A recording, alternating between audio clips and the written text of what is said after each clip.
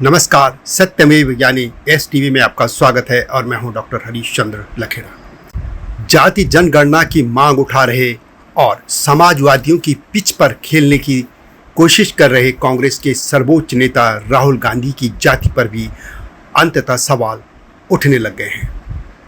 उनसे भी पूछा जाने लग गया है कि उनकी जाति क्या है, और वह भी भारत की सर्वोच्च पंचायत संसद के भीतर लोकसभा में उनसे यह सवाल पूछा गया। इस सवाल पर उनको जवाब देने के बजाय वे भड़क उठे। स्वाभाविक था कि वे भड़क उठते, लेकिन अब बात यहीं तक न रहेगी। यह मामला अब संसद के बाहर भी फैलेगा और भारतीय जनता पार्टी जाहिर है कि इस मुद्दे को बड़ी तेजी से उठाएगी। ऐसे में देखना होगा कि राहुल गांधी इसका क्या जवाब देंगे कि उनकी जाति क्या है।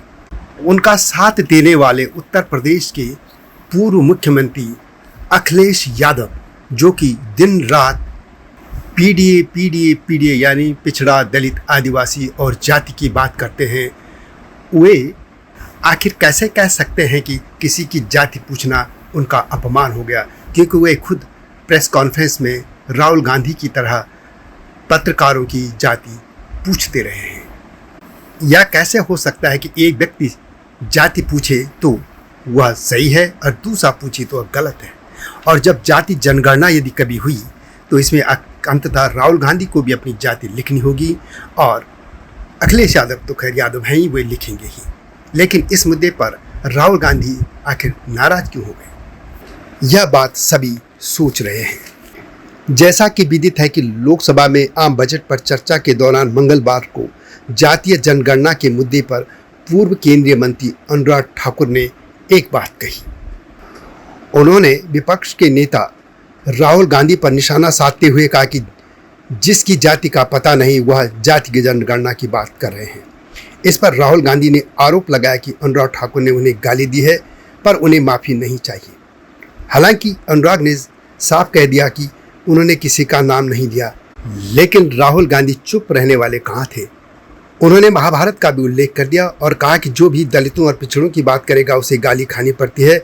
वह सभी गालियां वह खुशी से खाने को तैयार हैं। उन्होंने कहा जिस तरह अर्जुन को सिर्फ मछली की आंख दिख रही थी, वैसे उन्हें भी जातीय गणना दिख रही है और हम जातीय जनगणना करवा कर रहेंगे। तभी अखिलेश यादव ने भी राहुल गांधी का साथ किया। अब सवाल यह है कि राहुल गांधी जातीय जनगणना करवाने की मांग कर रहे हैं और यह होगी ही, यह माना जाता है, तो अंततः ये बताइए कि राहुल गांधी अपनी जाति के सामने क्या लिखेंगे। तभी भी तो जो लोग जाति जनगणना के कर्मचारी इनके घर पर आएंगे, वे भी तो पूछेंगे जाति के कॉलम में क्या लिखा जाए। वैसे तो कांग्रेस के नेता रणदीप सिंह सुरजेवाला कह चुके हैं कि राहुल गांधी दत्तात्रेय गोत्र के ब्राह्मण हैं। लेकिन क्या भारत की जो व्यवस्था है, जातीय संरचना है, क्या उसमें किसी के बोलने से ऐसे ही कोई किसी जाति में हो सकता है? आप किसी जाति का सरनेम तो इस्तेमाल कर सकते हैं, लेकिन जाति को बिल्कुल भी नहीं कर सकते। यह ऐसा नहीं कि कोई संविधान इसको रोकता है, लेकिन सामाजिक व्यवस्था इसको किसी भी तरीके से मंजूरी नहीं देती है। इसलिए अब राहुल गांधी यदि जातीय जनगणना की बात कर रहे हैं और वो समाजवादियों की पिच पर खेलना चाहते हैं, क्योंकि जाति की मुख्य तौर पर बात समाजवादी करते रहे हैं। इनमें राम मनोहर लोहिया से लेकर उनके सभी शिष्य शामिल हैं, और पिछले कुछ समय की हम बात करें तो इसमें मुलायम सिंह यादव, लालू प्रसाद यादव, शरद यादव जैसे नेता अग्रणी रहे हैं।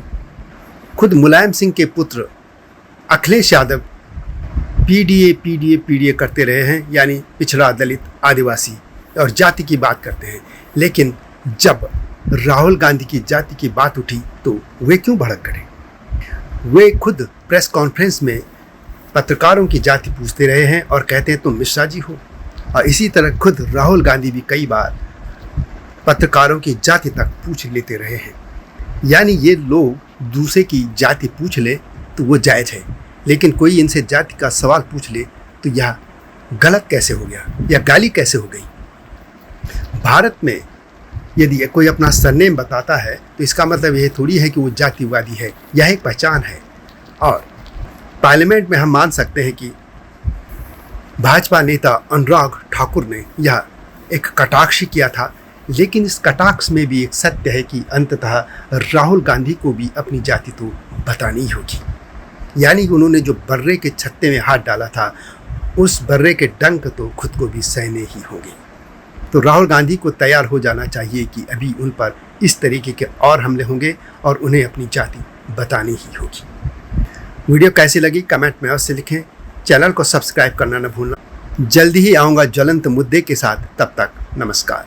हिमालय पे पेड़ हो तो गीत गाएंगी नदियाँ, गीत गाएंगी नदियाँ।